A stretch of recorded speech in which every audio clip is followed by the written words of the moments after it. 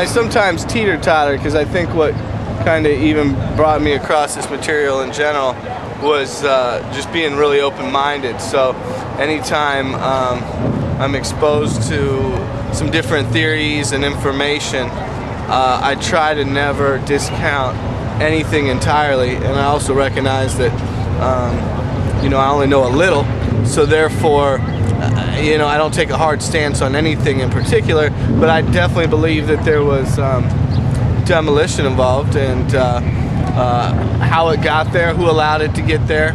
I think that's one of the questions we all ask. So what is the main thing that convinced you that you were looking at an example of some type of controlled demolition? You know, I think the first time I really saw the video slowed down, and I actually saw, at least visually to my eyes, what looked like explosives and smoke pop, pop, pop, right, as it drops. And then obviously, you know, the chemical compounds that was later discovered at the scene, right, along with what, you know, when I also saw a picture of the columns cut at the angle. You know, I mean, obviously, the 9/11 investigation as a whole was far from well done, to say the least. And anybody that attacks purely from a debunking standpoint, you know, I find a little bit challenging to take serious, because there's so many unanswered questions.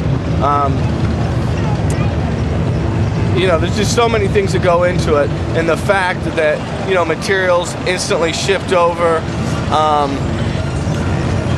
you know, the whole thing just raises a lot of questions. And any open-minded, concerned citizen that doesn't want to have a true investigation done, you know, they're a form of denial, or maybe their own personal views are skewed in a particular manner. I think what like brought me to question 9/11 was that, like, when I first got to Iraq, like, cause I joined the army like after 9/11, thinking like what they said was the official story. But then when we got there, there's this building called the Red Sniper Building. It's like probably a 19-story building, and there's like these snipers, the RPGs in there hidden up. Now came these F-18s coming down out of the sky, man, fucking launched it, man, with missiles. Blew the shit out. I'm talking about knocking complete floors out of the building. Holes completely, like through one side, right out the other. The whole building was pretty much disintegrated, but the building still stood. You know what I mean? The building was still there. Like, they fucking firebombed it, knocked every window out of the place, knocked holes in it the size of a fucking semi-truck, and the building still stood. And then anything like a plane hit a building and it just completely collapsed, disintegrated midair, vaporized and hit the ground. Then, you know what I mean? Like, it makes you think. And that, and like, why right after 9/11, before they're like the president's saying, hey, we need to catch these motherfuckers. No, no. The first thing he did was, I don't want to be brought up on charges. Nobody in my cabinet could be brought up on charges. If I was president of the United States, I had nothing to do with it. The first thing I fucking wouldn't have done is be brought up on charges. And that, you know what I mean? It seems like the biggest scheme in the world, and look where the country's going, man. All the powers they're getting. Problem, cause, and solution. So what's the point? Well, the point is that we're American citizens, right? Like, I've fought for my country, and we're coming back home from it, and you're seeing all of our rights being given away. Like, we're being sold up the river. This bailout that's going on right now is completely fixed. Like, it's get everybody feeble and to rely on the government. And like, I don't know if you've ever had to do anything with the government, like, especially like the IRS. Never had to pay any papers put through. How long did that ever take you? Like, the stuff is crazy. The government and their bureaucracy screws everything up. I believe in the littlest form of government, to have so little government that people can pretty much stand on their own 2 feet. And like, you know, look how we were in the older days in the 50s. You know, like my grandfather said when he was growing up that he would never buy a house unless he had almost all the money for the house, and the little bit of a down payment he would get would be under $2,000. You know what I mean? And now like, houses are $150,000, $200,000, and people are making $30,000 a year. You're paying on it for 30 years, and that job you have isn't guaranteed. You know, like, we live in a system of debt and credit, and like, and the more credit you get, the more debt you get, the more fixed you get into the government taking care of you. And now look at you, like, especially like, I have family members that have lost a lot of money in the stock exchange, and they're broke. You know, and like, yeah, you look at all the money and everything that's happening right now. Like, why can't you go, what is going on with my government? Why are they lying to me? Why wouldn't they if what we're saying is so crazy, why would they even have us on the news or have people come out there and say, hey, or like people like Ron Paul, when he ran for president, didn't even get a chance to even speak. The first time I saw Ron Paul on the TV, why I liked him so much, is that the guy interviewed him and said, you know, this is Ron Paul, a congressman from Texas, you know you have no chance to win a presidency, you shouldn't even be doing this. And he goes, well, I think I'll be able to win.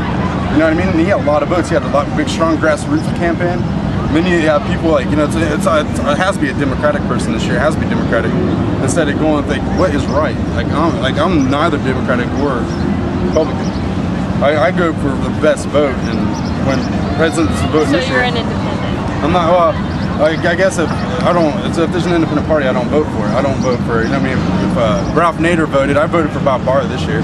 But if Ralph Nader voted and ran, I would vote for Ralph Nader, you know? He's done a lot of things, getting seatbelts put in cars, he's done a lot of things to fix America where we're safer now.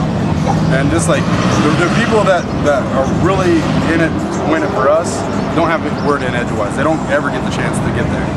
And I think that's when we start looking like, oh my God. And I mean, in Vietnam, 56,000 people died, 2 million Vietnamese died.